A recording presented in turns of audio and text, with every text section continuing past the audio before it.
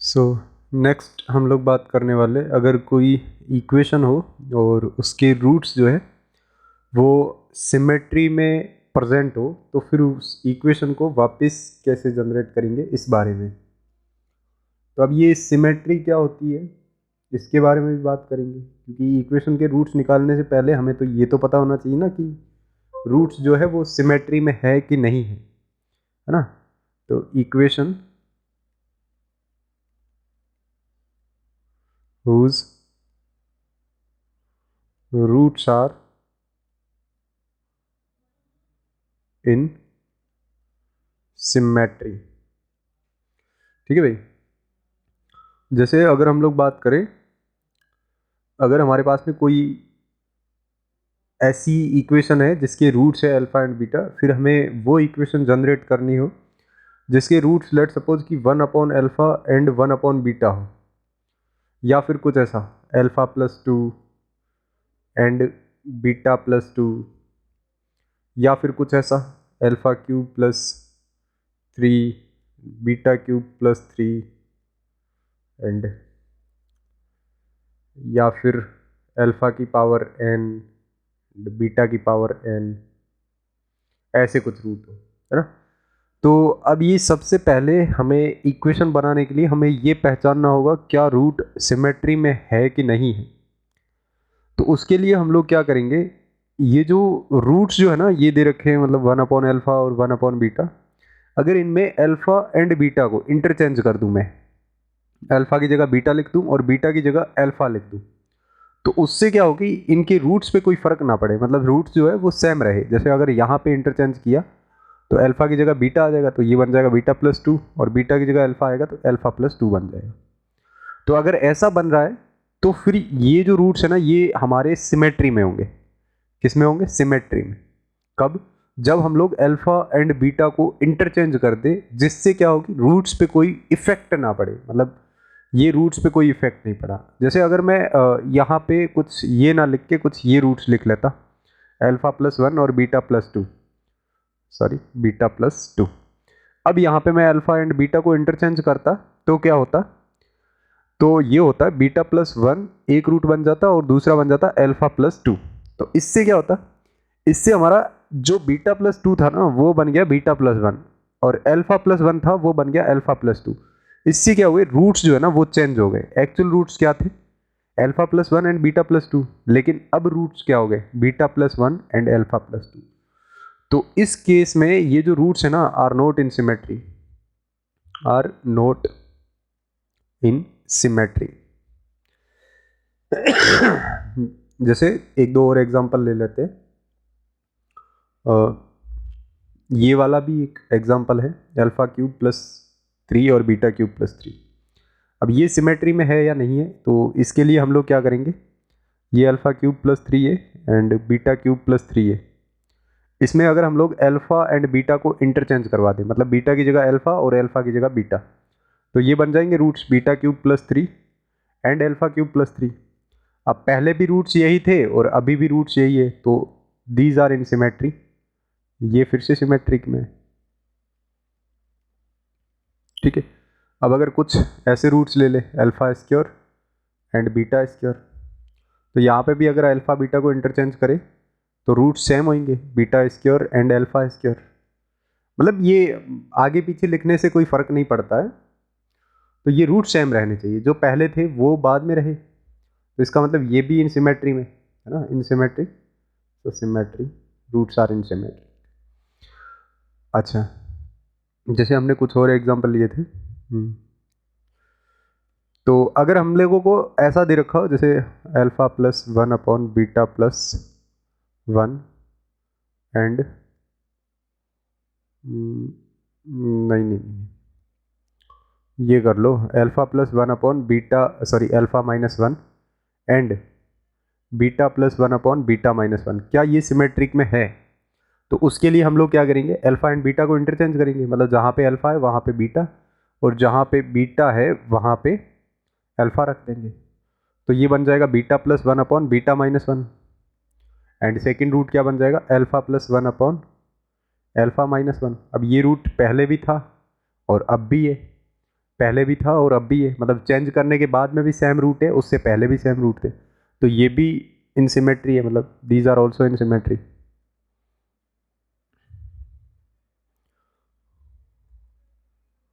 आई hope अब आपको पता चला होगा कि रूट्स जो है वो सिमेट्री में कब होते हैं। तो उसके लिए हम लोग ये पॉइंट्स लिख सकते हैं, roots are called symmetric if it can't changes by interchanging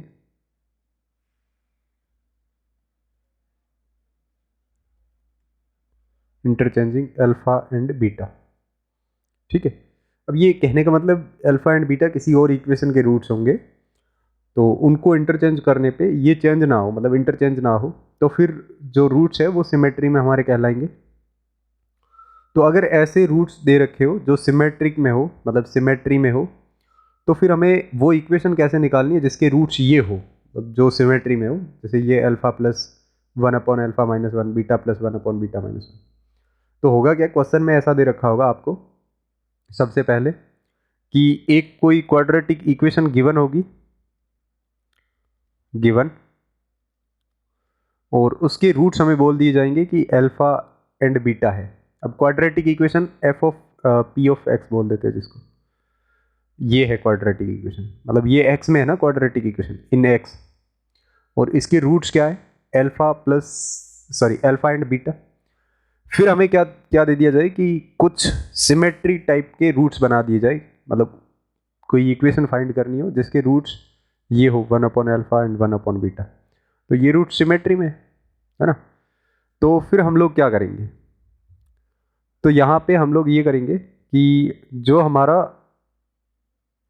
मतलब जैसे अगर मैं बात करूँ a x square plus b x plus c is equal to 0, इसके रूट्स है अल्फा एंड बीटा। ठीक है, अब हमें वो इक्वेशन फाइंड करनी है जिसके रूट्स हो 1/α एंड 1/β। तो ये पहले, सबसे पहले तो ये देखो कि क्या ये रूट्स सिमेट्री में है, अगर है तो फिर इस मेथड का यूज़ करना है, बिल्कुल है ना। तो फिर हम लोग क्या करेंगे, ये अल्फा एक्चुअल में क्या है, एक्स की वैल्यू है, बीटा भी एक्स की वैल्यू है, तो हम लोग ऐसा कर सकते हैं ना, 1/x is equal to Y, है ना।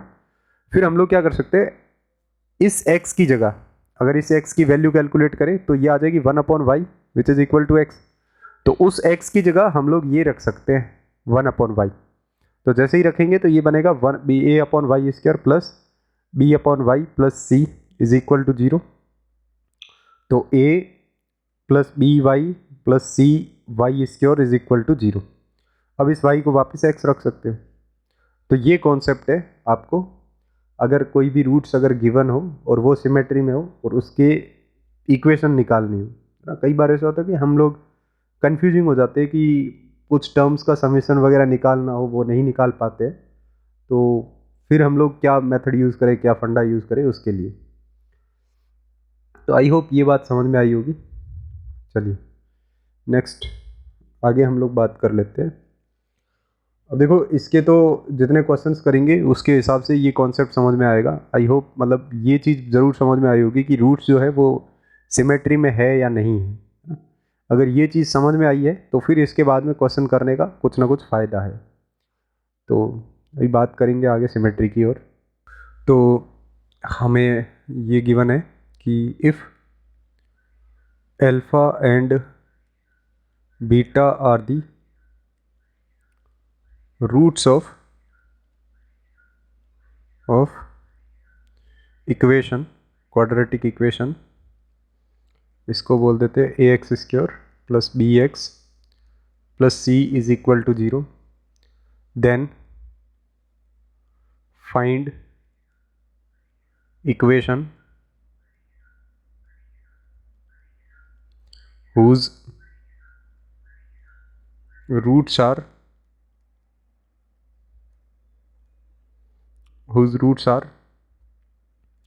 alpha plus 1/α-1 and beta plus 1 upon beta minus 1। तो ये क्वेश्चन दे रखा है। अब इससे पूरा क्रिस्टल जो है वो क्लियर हो जाएगा। अब यहाँ पे हमें एक क्वाड्रेटिक इक्वेशन पहले से गिवन है जिसके रूट्स दे रखे हैं अल्फ़ा एंड बीटा, फिर हमें वो इक्वेशन निकालनी है जिसके रूट्स ये हो। तो सबसे पहले तो ये पहचानो कि क्या ये रूट सिमेट्री में है। अभी थोड़ी देर पहले ही हमने ये एग्जांपल करा था, तो यस ये रूट जो है वो सिमेट्री में है। तो अल्फ़ा प्लस 1 अपॉन में अल्फ़ा माइनस 1 है ना। तो ये अल्फ़ा तो बिल्कुल एक्स की वैल्यू है, तो इसको हम लोग एक्स भी बोल सकते हैं। तो इसकी जगह हम लोग ये भी बोल सकते हैं कि ये एक्स प्लस 1 अपॉन में एक्स माइनस 1, इसको हम लोग नया रूट वाई बोल देते हैं, मतलब नया वेरिएबल बोल देते हैं वाई। फिर हम लोग क्या करते हैं कि x की वैल्यू निकालते हैं इन टर्म्स ऑफ y, है ना। अब इसका तो यहाँ पे किस्सा ख़त्म हो गया। मतलब अगर इसको तुम डायरेक्टली सॉल्व करने जाओगे sum of roots and product of root से, लेंथी हो जाएगा लेंथी हो जाएगा, तो उस कॉन्सेप्ट से नहीं जाना है। जा सकते हो वैसे अगर आपकी इच्छा है तो, बट वो लेंथी हो जाएगा। तो फिर हम लोग यहाँ पे क्या करेंगे कि सबसे पहला काम तो ये करेंगे कि x की वैल्यू निकालेंगे in terms of y। So find value of x in terms of y। तो वो निकालेंगे, तो ये बन जाएगा y x minus y is equal to x plus 1। तो ये हो जाएगा x y minus 1 is equal to 1 plus y, और इसको हम लोग लिख लेंगे x is equal to 1 plus y upon y minus 1। ये बन गया। अब क्या करो तुम, ये जो x की वैल्यू आई ना, इसको यहाँ पे रिप्लेस कर सकते हो। जो मेन अपनी क्वाड्रेटिक इक्वेशन है उसमें ये वैल्यू रिप्लेस कर दो x की वैल्यू। तो ये बन जाएगी a y plus 1 upon y minus 1 का whole square plus b y plus 1 upon y minus 1 plus c is equal to 0। अब इसको सोल्व करोगे तो जो इक्वेशन आएगी ना वो y में आएगी। अब उस y तो एक डमी वेरिएबल है जिसको आप x भी बोल सकते हो, कोई दिक्कत नहीं, लास्ट में x भी बोल सकते हो। तो ये जो इक्वेशन आएगी इसके जो रूट्स होंगे ना वो हमारे ये होंगे alpha plus 1 upon alpha minus 1 and beta plus 1 upon beta minus 1। I hope इस क्वेश्चन से थोड़ा सा ढांचा क्लियर हुआ होगा, माइंड में थोड़ा सा क्रिस्टल जो है वो क्लियर हुआ होगा। और अभी भी नहीं हुआ तो एक दो और एग्जांपल करेंगे, पर उससे पहले कॉन्सेप्ट लिख लेते हैं। तो इसमें होगा क्या क्या, एक तो गिवन होगी quadratic equation, given quadratic equation whose roots are also given। पहला तो ये होगा, हमने वो एज्यूम कर लिया अल्फा एंड बीटा। फिर then if another equations roots are in symmetry, मतलब दूसरी इक्वेशन फाइंड करनी है जिसके अगर रूट सिमेट्री में हो तो क्या करो, उन रूट्स को एक वेरिएबल में एज्यूम कर लो, अलग से वेरिएबल में। और वो एक्चुअल में अल्फा एंड बीटा क्या है, एक एक्स की वैल्यू है, तो रिप्लेस अल्फा और बीटा, रिप्लेस अल्फा और बीटा, किसी एक को रिप्लेस करना है विद एक्स एंड असाइन ये जो सिमेट्री वाला रूट है उसको किसी और वेरिएबल में असाइन कर दो। Assign symmetry root in another variable.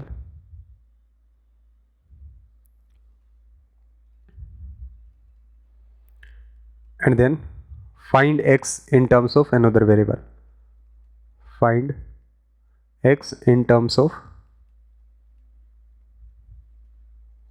another variable।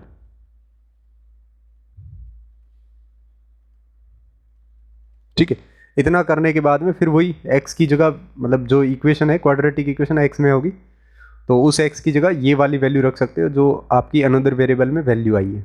I hope यहाँ तक क्रिस्टल क्लियर हुआ होगा। तो एक बार वापस देख लेते हैं हमने क्या क्या करा है। तो बेसिकली हमने वो इक्वेशन फाइंड करना सीखा है जिसके रूट्स जो है वो सिमेट्री में हो। अब सिमेट्री में रूट्स कब होते हो तो उसको पहचानने के लिए हम लोग क्या करते हैं, जो हमें कुछ रूट्स दे रखे होंगे उसमें, मतलब अल्फा और बीटा में दे रखे हो, चाहे ए और बी में दे रखे हो, चाहे सी और डी में दे रखे हो, चाहे एक्स वाई जेड में दे रखे हो, तो उन रूट्स को आपस में इंटरचेंज करेंगे। मतलब अल्फा की जगह बीटा और बीटा की जगह अल्फा। अगर ए और बी दे रखे तो ए की जगह बी और बी की जगह ए। यू और वी दे रखे तो यू की जगह वी और वी की जगह यू। अगर इंटरचेंज करने के बाद में रूट्स जो है वो इफेक्टेड ना हो, मतलब रूट्स पे कोई फर्क ना पड़े, तो फिर हम लोग ये बोलेंगे कि ये रूट्स जो है सिमेट्री में है। किस में है? सिमेट्री में। अब अगर ये पता चल जाए तो फिर हम लोग अपना कॉन्सेप्ट जो है यूज़ कर सकते हैं कि अगर वो रूट सिमेट्री में है तो वो किस इक्वेशन के रूट्स होंगे उसको फाइंड करने के लिए। तो उसके लिए क्या करना पड़ेगा? पहली तो बात ये कि जो भी आपके a b alpha beta x y u v जो भी है ना, वो किसी इक्वेशन के रूट्स होंगे। अरे किसी गिवन इक्वेशन के रूट्स होंगे, वो इक्वेशन आपको दे रखी होगी जिसके रूट्स ये होंगे, है ना। जैसे अगर यहाँ पे एग्जांपल में जाए तो अल्फा एंड बीटा इस इक्वेशन के रूट्स थे, मतलब ये इक्वेशन गिवन थी, इसके रूट्स अल्फा एंड बीटा थे। वैसे अगर ए एंड बी या फिर सी एंड डी या फिर कुछ और, मतलब एक्स वाई जेड जो भी रूट्स होंगे ना, वो किसी इक्वेशन के रूट्स होंगे और वो इक्वेशन एंड रूट्स आपको क्वेश्चन में पहले से ही दे रखे होंगे। फिर ये क्या करेंगे, जो आपको गिवन रूट है ना उसमें कुछ ना कुछ मॉडिफाई करके नए, मतलब नए रूट्स बनाएंगे। फिर बोलेंगे कि ये रूट्स कौन सी इक्वेशन के होंगे, वो इक्वेशन फाइंड करो। तो अगर हमें ये पता चल गया कि जो नए रूट्स बनाए हैं वो सिमेट्री में है, तो फिर हम लोग क्या करेंगे, यही कि भाई एक्स की जगह, सॉरी अल्फा की जगह एक्स रख सकते हैं, क्योंकि अल्फा जो है वो एक टाइप की एक्स की वैल्यू है और बीटा भी एक्स की वैल्यू है। तो अल्फा या बीटा की जगह एक्स रख लो। तो बस इसकी जगह एक्स रख लिया हमने अल्फा की जगह, तो ये बन गया एक्स प्लस वन अपॉन में एक्स माइनस वन और which is equal to y. इसको किसी और वेरिएबल में असाइन कर दी ये वैल्यू। फिर हमने क्या करा, x की वैल्यू जो है वो in terms of another variable find करी, तो ये आ गई। फिर बस कुछ नहीं करना है, x को रिप्लेस करना है इस इक्वेशन में, इतना सा काम करना है, तो आपकी नई इक्वेशन जो है वो मिल जाएगी आपको, है ना। कई बार ये कॉन्सेप्ट हर जगह यूज़ करना भी ज़रूरी नहीं है, ये कॉन्सेप्ट को हर जगह यूज़ करना भी ज़रूरी नहीं है। कई जगह तो अपन simply sum of roots and product of root से वो इक्वेशन जो है मेनली वो वापस जनरेट कर सकते हैं। फिर इस कॉन्सेप्ट को कहाँ पे यूज़ करना है? इस कॉन्सेप्ट को वहाँ यूज़ करना है जहाँ पे आप लोगों को दिक्कत आ रही है sum of roots and product of roots find करने में। क्योंकि हमने शुरू लेक्चर में बात करी थी ना कि अगर किसी क्वाड्रेटिक इक्वेशन के रूट्स दे रखे हो या फिर उनका सम एंड प्रोडक्ट दे रखा हो, रूट्स का सम एंड प्रोडक्ट दे रखा, तो फिर हम लोग वापस उस क्वाड्रेटिक इक्वेशन को जनरेट कर सकते हैं। तो इस इक्वेशन से हम लोग सम भी फाइंड कर सकते हैं रूट्स का एंड प्रोडक्ट भी फाइंड कर सकते हैं। पर अगर ये फाइंड करने में डिफ़िकल्टी आ रही हो तो फिर हम लोग कहाँ जाएंगे, इस मेथड के पास में। कौन से? सिमेट्री वाले में। क्या ये रूट सिमेट्री में है? अगर है तो आगे बढ़ो, नहीं है तो यहीं छोड़ दो, इसको आगे लेके जाने की ज़रूरत नहीं है। तो आई होप ये फंडा क्लियर हुआ होगा। तो एक और क्वेश्चन कर लेते हैं। फाइंड वैल्यू ऑफ, अब ये मत सोचना कि ये सिर्फ एक ही मतलब क्वाड्रेटिक इक्वेशन के लिए वेरिएबल है, ये क्यूबिक के लिए भी वेरिएबल है ना। Find value of alpha plus one upon में अल्फा माइनस वन, वो मैंने इसलिए करवाया था ताकि ये क्वेश्चन करवा पाऊँ। Beta plus one upon beta minus one plus gamma plus one upon gamma minus one if alpha beta and gamma are roots of equation x cube plus 4x minus 1 is equal to 0। इसके roots है कौन? Alpha beta gamma. अब तुम क्या करोगे? अच्छा ये cubic हुई नहीं है, तो चलो इस क्वेश्चन को एंड में करेंगे। अभी तक क्यूबिक इक्वेशन हुई नहीं है तो इसको थोड़ा सा रहने देते हैं, थोड़ा ज़्यादा ही बड़ा क्वेश्चन ले लिया, बट इसको आप याद कर सकते हो, ट्राई कर सकते हो, ठीक है। फिर भी हम लोग यहाँ पे देखें तो ये रूट्स जो है वो सिमेट्री में दे रखे हैं। इसको हम सिमेट्री से सिमेट्री के कॉन्सेप्ट से करने जाए तो बिल्कुल कर सकते हैं। तो यहाँ पे ये जो रूट्स है ये सिमेट्री में दे रखे हैं, मतलब ये अगर किसी क्वाड्रेटिक इक्वेशन का रूट होता, मतलब क्यूबिक इक्वेशन का रूट होता, और ये भी किसी क्यूबिक इक्वेशन का रूट होता, और ये भी किसी क्यूबिक इक्वेशन का रूट होता, तीनों अलग अलग किसी क्यूबिक इक्वेशन के रूट्स होते, तो ये तीनों सिमेट्री में, अगर सिमेट्री में है तो आप ये कर सकते हो कि अल्फा को x लिख सकते हो, तो x plus one upon x minus one is equal to y, ये एज्यूम कर सकते हो। फिर यहाँ से y की वैल्यू निकाल दो जो कि आएगी y plus one upon y minus one. फिर इसको इसमें रिप्लेस कर दो, तो अब जो इक्वेशन बनेगी, नई इक्वेशन y में, है ना, उसको मैं p ऑफ y बोल देता हूँ। उसके रूट्स क्या होंगे? उसके रूट्स ये होंगे alpha plus one upon alpha minus one and comma beta plus one upon beta minus one and gamma plus one upon gamma minus one. अब इन रूट्स का सम निकालना है, तो वो अभी आप नहीं कर पाओगे क्योंकि इसमें अभी बहुत चीज़ें बाकी है। तो बस मतलब आपको इक्वेशन फाइंड करनी थी, ये सम वम कुछ नहीं निकालना था, इक्वेशन फाइंड करनी थी, क्वेश्चन को चेंज कर सकते हैं, तो बस ये इक्वेशन मिल जाएगी। अब अगर यहाँ तक फंडे क्लियर हो तो आगे हम लोग बढ़ते हैं, आगे कुछ और बात करते हैं। चलो इस पे एक और क्वेश्चन कर लेते हैं। If alpha and beta are the roots of equation ax square plus 2x plus c is equal to 0, then find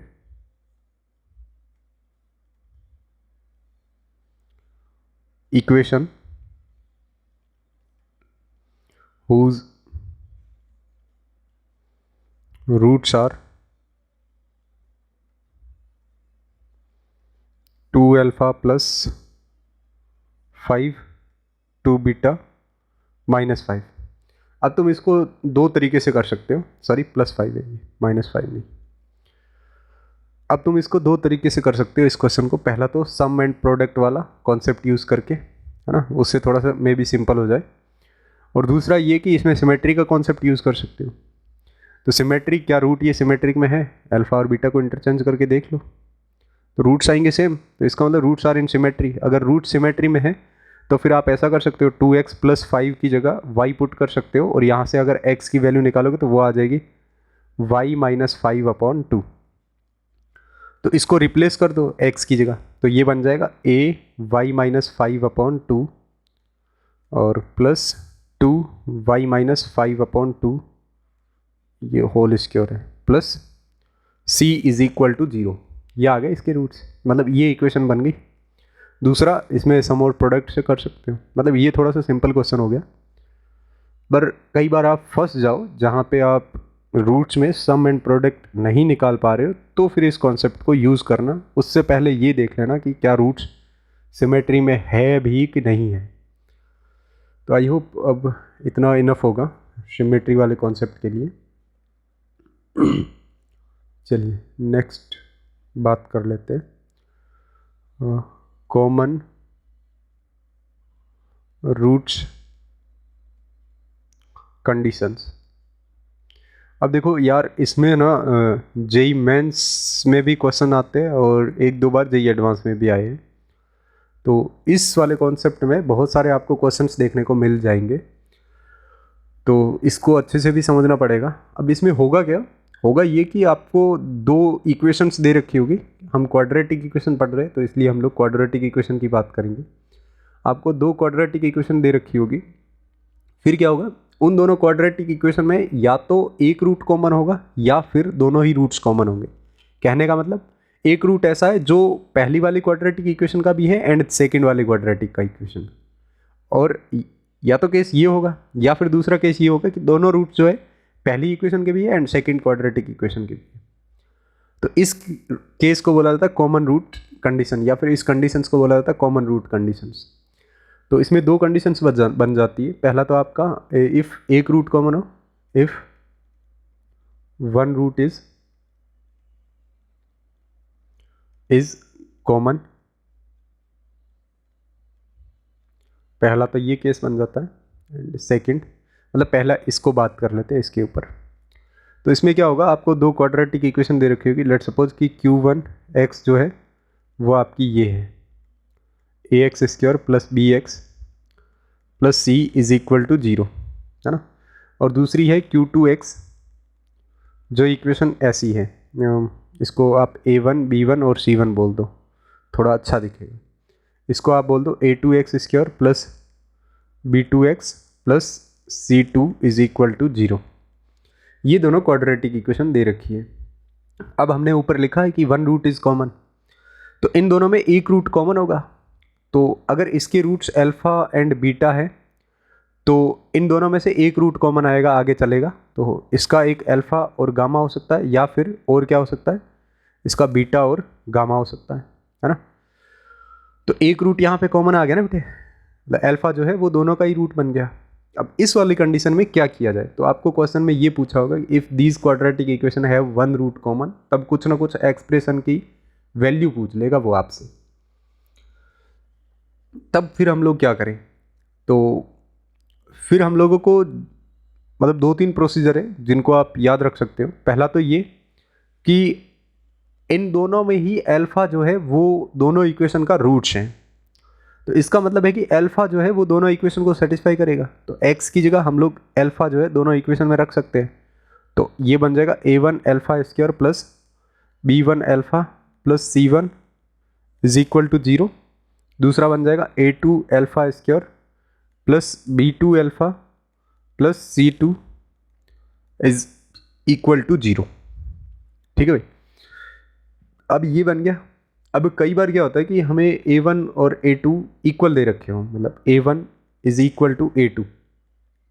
अगर ये कंडीशन दे रखी हो तो आप लोग क्या करो, यहाँ पे सिर्फ एलिमिनेशन मेथड यूज़ कर लो।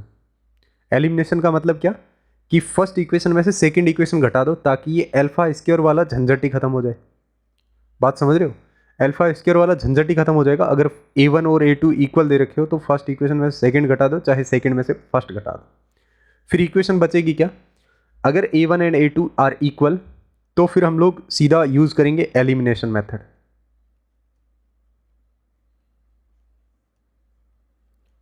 ना। और अगर नहीं भी दे रखे हो तो फिर हम लोग उनको इक्वल बना देंगे किसी भी वेरिएबल से, मतलब सॉरी नंबर से मल्टीप्लाई या डिवाइड करके A1 और A2 को इक्वल बना देंगे। फिर एलिमिनेशन मेथड यूज़ कर लेंगे, वहाँ से हमारे पास में अल्फा की वैल्यू आ जाएगी। जैसे अगर यहाँ पे A1 और A2 इक्वल है तो अल्फा की वैल्यू क्या आ जाएगी, अगर फर्स्ट इक्वेशन में से सेकंड को माइनस करोगे तो alpha B1 minus alpha B2। अब ये तो इक्वल है तो ये कट गए, फिर बनेगा plus C1 minus C2 which is equal to 0। अब यहाँ से अल्फा कॉमन ले सकते हो, तो B1 minus B2 is equal to C2 minus C1। तो अल्फा की वैल्यू क्या आ जाएगी, C2 माइनस C1 अपॉन में B1 माइनस B2। एक तो ये मेथड है कि आप क्या करो, एलिमिनेशन यूज़ कर लो। कब, जब आप अल्फा स्क्वायर के कोफिशिएंट्स को दोनों इक्वेशन में इक्वल बना दो। ठीक है भाई, आई होप ये इतनी सी बात आपको समझ में आई होगी। ठीक है, फिर हम लोगों ने 10th में पढ़ रखा है कौन सा, क्रॉस मल्टीप्लिकेशन वाला मेथड, तो उसका भी यूज़ कर सकते हैं।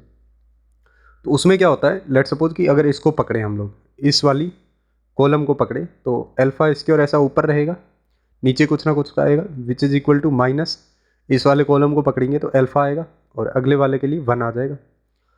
तो अगर इसको पकड़े तो इसको छिपा लो, है ना, इस वाले को छिपा लो, तो बचेगा क्या क्या, ये B1 और ये C1, B2 और C1, B2 और C2। अल्फा को छोड़ देना भाई, अल्फा को साथ में मत लेना। तो फिर इनके जो कोफिशिएंट्स का आपस में मल्टीप्लाई करवा दो, क्रॉस। तो B1 जब C2 से मल्टीप्लाई होगा तो ये बनाएगा B1 C2 माइनस फिर B2 C1। वैसे ही अगर अल्फा वाले को पकड़ेंगे तो ये वाला छिप जाएगा, फिर बचेगा A1 C2, तो ये हो जाएगा A1 C2 minus A2 C1। फिर 1 अपॉन ये वाला छिप जाएगा, तो A1 B2 minus A2 B1, तो A1 B2 minus A2 B1। अब यहाँ से आपके पास में कुछ ना कुछ ऐसा एक्सप्रेशन निकल के आ जाएगा, है ना। जैसे अगर अल्फा की वैल्यू निकालनी हो तो लास्ट वाली दोनों को इक्वेट करवा के निकाल सकते हो, इन दोनों को इक्वेट करवा के निकाल सकते हो, है ना। तो अगर एक बार अल्फा की वैल्यू निकल गई तो फिर इसको आप इसमें पुट कर लो और फिर इन दोनों को इक्वेट करवा दो, तो जो आप एक्सप्रेशन की वैल्यू क्वेश्चन ने पूछी है उस एक्सप्रेशन की वैल्यू आ जाएगी आपके पास। तो ये तो सेकंड कॉन्सेप्ट हो गया क्रॉस मल्टीप्लिकेशन वाला, और एक इसमें एलिमिनेशन वाला मेथड यूज़ कर सकते हैं।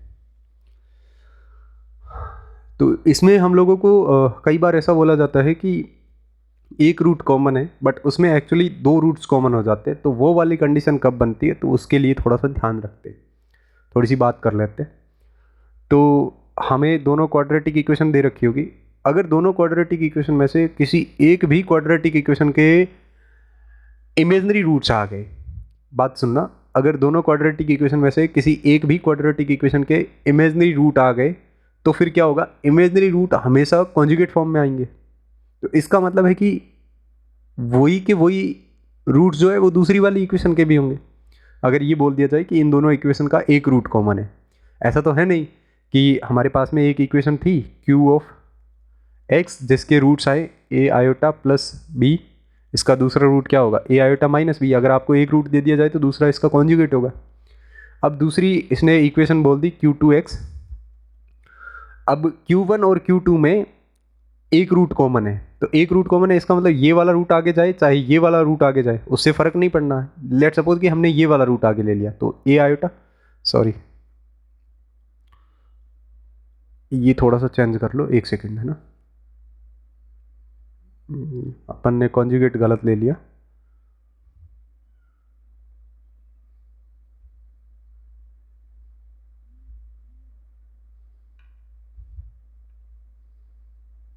Okay now fine. तो इसके roots a plus iota b है and a minus iota b हो जाएगा सेकेंड रूट इसका। अब इन दोनों में एक रूट कॉमन है, इसका मतलब चाहे ये आगे जाए चाहे ये आगे जाए। लेट सपोज कि ये वाला आगे चला गया जो कि कॉमन है, तो इसका सेकंड वाली इक्वेशन का एक रूट तो ये हो गया। अब अगर एक रूट ये हुआ तो इस दूसरा इसका कॉन्जुगेट होगा, मतलब ए माइनस आयोटा बी होगा, है ना। अब उसने बोला नहीं है पर फिर भी हम लोग सोच के बोल सकते हैं ना कि इसमें एक रूट अगर ए प्लस आयोटा बी है तो दूसरा ए माइनस आयोटा बी होगा। तो फिर ये देखो ना तुम, ये भी सेम आ गया रूट और ये भी सेम आ गया, तो फिर दोनों रूट्स कॉमन आ गए ना। तो दोनों रूट्स कॉमन कब आएंगे, जब किसी एक क्वाड्रेटिक इक्वेशन के इमेजनरी रूट्स हो, at least one quadratic equation have imaginary roots, और हम लोग ये बोल सकते हैं one quadratic equations D is less than zero, तो फिर उसके इमेजनरी रूट्स आ जाएंगे इनडायरेक्टली, है ना। तब क्या होगा, तब बोथ रूट्स कॉमन होंगे। दूसरी बात ये, बोथ रूट्स आर कॉमन।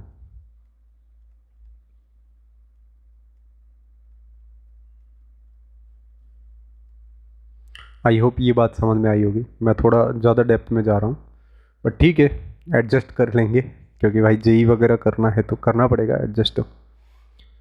अब अगर मैं यूँ बात करूँ कि इनके रूट्स जो है वो इमेजनरी ना आके मतलब कुछ ऐसे आ गए इरेशनल टाइप के, जैसे p प्लस रूट क्यू, तो अगर एक रूट ये q1 का है तो इसका दूसरा रूट क्या होगा, p माइनस रूट क्यू। फिर उसने बोला कि q1 and q2 have at least one root common, sorry one root common, मतलब एक रूट कॉमन है। तो एक रूट चाहे ये वाला आगे ले लो चाहे ये वाला आगे ले लो, तो अब की बार ये वाला आगे लेते, तो p माइनस रूट क्यू, है ना, ये आगे आ गया, तो इसका दूसरा रूट क्या हो जाएगा, p प्लस रूट क्यू। तो डायरेक्टली फिर ये दोनों रूट्स कॉमन हो गए ना। तो फिर अगर d जो है, sorry, if roots are irrational, है ना, अगर मतलब किसी भी क्वाड्रेटिक इक्वेशन के रूट्स जो है इरेशनल हो, then both roots are equal. अब ये बोथ रूट अगर इक्वल हो तो उसकी कंडीशन हमने पढ़ी नहीं है, sorry, both root are common not equal, common, sorry for my mistake, both root are common. तो बोथ रूट आर कॉमन की हमने अभी तक कंडीशन पढ़ी नहीं है बट बिल्कुल हम पढ़ेंगे, अभी पढ़ेंगे, ठीक है। तो पहले हम लोग इसका रिवीजन कर लेते हैं कि वन रूट कॉमन कंडीशन में क्या होगा। वन रूट कॉमन कंडीशन में आपको बेटा ऐसा दे रखा होगा कि दो आपकी क्वाड्रेटिक इक्वेशन होगी, फिर उन दोनों क्वाड्रेटिक इक्वेशन का एक रूट कॉमन होगा, तो एक रूट कॉमन होगा तो फिर ये एक रूट कॉमन वाली कंडीशन बन जाएगी। अब वो क्वेश्चन में आपको ये बोल दे कि एक रूट कॉमन है, तो आप अंधे होके ये मत सोच लेना कि उसका सही में ही एक रूट कॉमन है क्या। वो एक रूट कॉमन बोल के भी आपको थोड़ा दिमाग लगा के ये सोचवाएगा कि ये आगे और कितना सोचता है। तो आगे आपको सोचना पड़ेगा कि कहीं ना कहीं किसी क्वाड्रेटिक इक्वेशन के जो रूट्स हैं वो इमेजनरी तो नहीं आ रहे थे किसी क्वाड्रेटिक इक्वेशन के, या फिर इरेशनल तो नहीं आ रहे थे।